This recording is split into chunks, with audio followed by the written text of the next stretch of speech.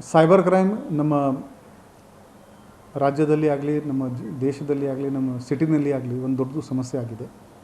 ಇದರಲ್ಲಿ ಮನಿ ಡಿಸ್ಬರ್ಸಲ್ ಒಂದು ಅಕೌಂಟಿಂದ ಹೋಗುತ್ತೆ, ಅದನ್ನು ನಾವು ಮ್ಯೂಲ್ ಅಕೌಂಟ್ಸ್ ಅಂತ ಹೇಳ್ತೀವಿ.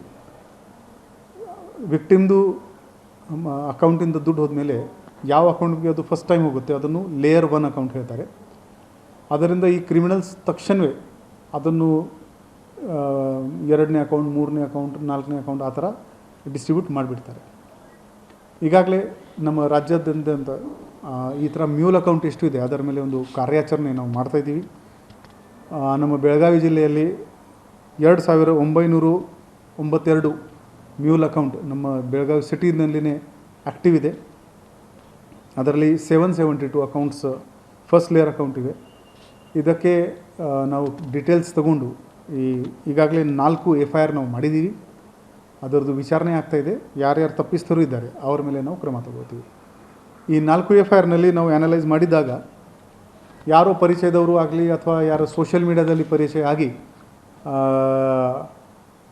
ನಮ್ಮ ಪಬ್ಲಿಕ್ಗೆ ಹೇಳ್ತಾರೆ, ನಾವು ಒಂದು ಬಿಸ್ನೆಸ್ ಮಾಡ್ತಾಯಿದ್ದೀವಿ, ಅಲ್ಲಿ ಮಲ್ಟಿಪಲ್ ಅಕೌಂಟ್ದು ಅವಶ್ಯಕತೆ ಇರುತ್ತೆ, ನೀವು ಒಂದು ಅಕೌಂಟ್ ನಮಗೆ ಮಾಡಿಕೊಟ್ರೆ ಅವರಿಗೆ ಅವರು 2,000 5,000 ಆ ಥರ ಪ್ರಾಮಿಸ್ ಮಾಡ್ತಾರೆ.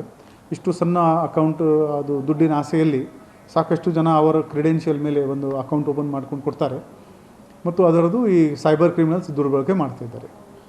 ಇನ್ನೊಂದು ಕೇಸ್ನಲ್ಲಿ ದುಬೈಗೆ ಇವರು ಹೆಣ್ಮಗಳು ಇದ್ದಾರೆ, ಅವರು ಯಾರು ಪರಿಚಯದವರು ಆಗ್ತಾರೆ, ಅವರು ಅಲ್ಲಿ ರಿಕ್ವೆಸ್ಟ್ ಮಾಡ್ತಾರೆ, ನನಗೆ ಇಂಡಿಯಾದಲ್ಲಿ ಸ್ವಲ್ಪ 10 ಅಕೌಂಟ್ ಬೇಕು. ಸೊ ಇವರು ಬೆಳಗಾವಿನಲ್ಲಿ ಅವ್ರ ತಾಯಿಗೆ ಕರೆ ಮಾಡಿದ್ದಾರೆ. ತಾಯಿಗೆ ಹೇಳ್ಕೊಂಡು ಅಲ್ಲಿ ಕೂಲಿ ಕೆಲಸ ಯಾರು ಮಾಡ್ತಾರೆ ಅವರಿಗೆ ಕರೆ ಮಾಡಿಕೊಂಡು ನಾವು ಒಂದು ಸ್ವಸಹಾಯ ಸಂಘ ಮಾಡೋಣ, ನಿಮ್ಮದು ಅಕೌಂಟ್ ಬೇಕು ಅಂತ ಇವ್ರ ತಾಯಿ ಅವರಿಗೆ ಅಕೌಂಟ್ ಮಾಡ್ಕೊಂಡು ಕೊಟ್ಟಿದ್ದಾರೆ. ಸೊ ಡೈರೆಕ್ಟ್ಲಿ ಆರ್ ಇಂಡೈರೆಕ್ಟ್ಲಿ ಇವರು ಆ ಕ್ರೈಮ್ಗೆ ಸಹಾಯ ಮಾಡ್ತಾಯಿದ್ದಾರೆ. 3ನೇ ಮೋಡಸ್ ಏನಿದೆ ಅಂದರೆ ವರ್ಕ್ ಫ್ರಮ್ ಹೋಮ್ ಅಂತ ಹೇಳ್ತಾರೆ. ನಿಮಗೆ ನಾವು 10,000 ರೂಪಾಯಿ ತಿಂಗಳಿಗೆ ಕೊಡ್ತೀವಿ, ನಿಮ್ಮ ಮನೆಯಿಂದ ಕೆಲಸ ಮಾಡಿ, ಆದರೆ ನೀವು ನಿಮ್ಮದು ಒಂದು ಅಕೌಂಟ್ ನಮಗೆ ಓಪನ್ ಮಾಡ್ಕೊಂಡು ಕೊಡಬೇಕು ಮತ್ತು ಆ ಅಕೌಂಟಿಂದ ಇವರು ಸೈಬರ್ ಕ್ರೈಮ್ದು ಟ್ರಾನ್ಸಾಕ್ಷನ್ಸ್ ಮಾಡ್ತಾರೆ. ಈ ವ್ಯಕ್ತಿ ತಿಳ್ಕೊಳ್ತಾರೆ ಅವನು ಯಾವ ಕಂಪನಿಗೋಸ್ಕರ ಕೆಲಸ ಮಾಡ್ತಾಯಿದ್ದಾನೆ. ಸೊ ದಯವಿಟ್ಟು ಇನ್ಸ್ಟಾಗ್ರಾಮ್, ಫೇಸ್ಬುಕ್, ಟ್ವಿಟರ್ ಇದರಲ್ಲಿ ನಿಮ್ಮದು ಯಾರ್ದು ಪರಿಚಯ ಆಯಿತು ಅಂದರೆ ಅದರಿಂದ ನಿಮಗೆ ಬಿಸ್ನೆಸ್ ಅಪಾರ್ಚುನಿಟಿ ಅಥವಾ ಇನ್ವೆಸ್ಟ್ಮೆಂಟ್ ಅಪಾರ್ಚುನಿಟಿ ಆ ಥರ ಬರ್ತಾಯಿದ್ರೆ ದಯವಿಟ್ಟು ಡೈರೆಕ್ಟ್ಲಿ ನಂಬಬೇಡಿ.